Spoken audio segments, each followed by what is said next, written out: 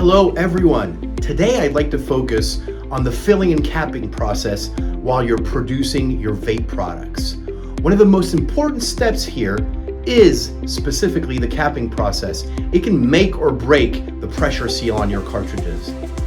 One of the products we've developed is an entire new mouthpiece that we've put on the market last year here at Blink, and it requires a minimum amount of force.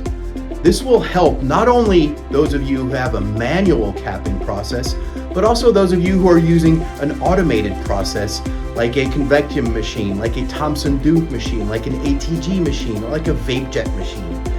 These products are so easy to cap. I will give you a demonstration right now.